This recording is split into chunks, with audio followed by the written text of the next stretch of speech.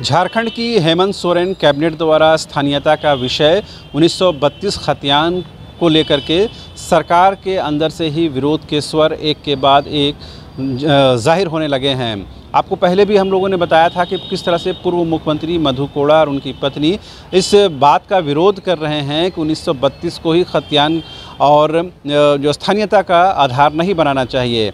आज बाजाप्ते मधु कोड़ा ने पत्र लिखा है मुख्यमंत्री हेमंत सोरेन को और तमाम पत्र को उन्होंने प्रेस संस्थानों को भी भेजा है। हालांकि पूर्व मुख्यमंत्री ने इस बाबत हेमंत सोरेन यानी कि मुख्यमंत्री से मुलाकात के लिए समय की मांग की थी, लेकिन व्यवस्था होने के कारण यानी बिजी होने के कारण मुख्यमंत्री से उनकी मुलाकात नहीं हो सकी। चूँकि मुख्यमंत्री लगातार प्रोजेक्ट भवन में विभिन्न विभागों की रिव्यू मीटिंग कर रहे हैं, लिहाजा उनकी समय नहीं दे पाए। इस वजह से मधु कोड़ा ने एक पत्र मुख्यमंत्री के नाम लिखा है, जिस पत्र में उल्लेख किया गया है कि जो स्थानीयता का जो आधार है सिर्फ 1932 खतियान को नहीं बनाने की ज़रूरत है।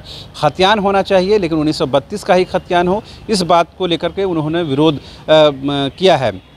उन्होंने अपने पत्र में इस बात का उल्लेख भी किया है कि कोल्हान में जो सर्वे हुए यानी लास्ट सर्वे सेटलमेंट जो हुए वो कई वर्षों में हुए, लेकिन 1932 में नहीं हुआ है। 1964-65 में भी हुआ है, उससे पहले के भी काल में हुए हैं, लेकिन 1932 में नहीं हुआ है। अगर 1932 को इम्प्लीमेंट कर दिया जाता है तो कोल्हान के लाखों लोग जो हैं स्थानीयता के दायरे से, उसकी जद से बाहर हो जाएंगे। लिहाजा कहीं ना कहीं जो कानून व्यवस्था की स्थिति भी बन सकती है। लिहाजा उन्होंने जो कोल्हान को फोकस करते हुए इस पत्र में मेंशन की है। साथ ही उन्होंने ये भी कहा है कि स्थानीयता का विषय खतियान को जरूर रखिए, लेकिन 1932 के जो मैंडेटरी किया गया है उसे हटा दिया जाना चाहिए। आपको याद होगा कि पिछले दिनों भी पूर्व मुख्यमंत्री मधु कोड़ा ने एक प्रेस विज्ञप्ति की, प्रेस वार्ता की, जिसमें उन्होंने तमाम पत्रकारों को कहा कि वो स्थानीयता के जो निर्धारण के जो विषय है उसका विरोध नहीं कर रहे हैं, यानी स्थानीयता को लेकर सरकार के जो आगे बढ़ने की कोशिश है उसका भी विरोध नहीं कर रहे हैं। लेकिन इस बात का उनका ज़रूर विरोध है, ज़रूर आपत्ति है कि 1932 को ही आधार नहीं बनाना चाहिए। उन्होंने खास करके कोल्हान के लोगों का जिक्र किया और बताया कि किस तरह से वहाँ पर इसकी इम्प्लीमेंटेशन के साथ ही लाखों लोग जो हैं इसके दायरे से बाहर हो जाएंगे।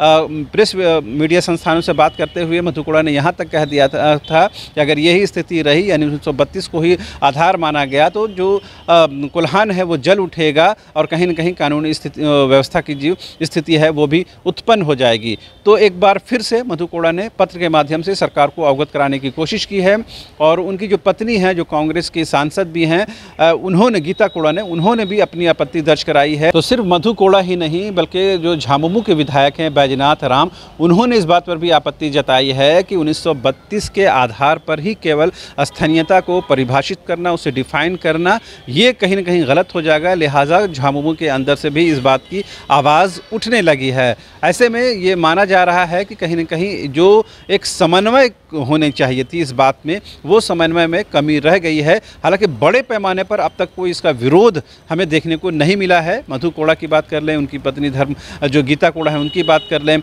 या फिर बैजनाथ राम की बात कर लें, और जो भोजपुरी मगही अंगिका समाज के लोग हैं उन लोगों का विरोध देख लें, तो इन छिटपुट जो विरोध हैं वो तो दर्ज किए जा रहे हैं, लेकिन बड़े पैमाने पर इस बात का एक्सेप्टेंस देखने को मिल रहा है। अब इसके पीछे क्या वजह है वो तो बात की बात है, लेकिन एक बात तो बिल्कुल साफ है कि 1932 का जो जिन है वो जैसे ही बाहर आया उसके बाद झारखंड की जो राजनीतिक परिदृश्य है वो बदलता हुआ नज़र आ रहा है।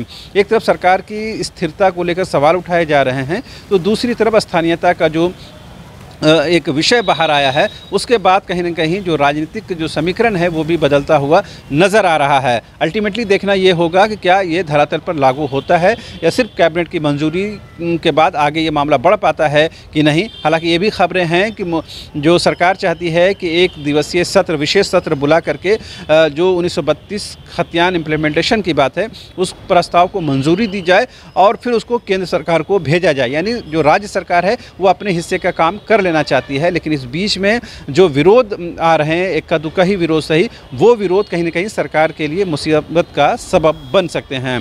तो फिलहाल मुझे और मेरे सहयोगी संजय को दीजिए इजाज़त। नमस्कार।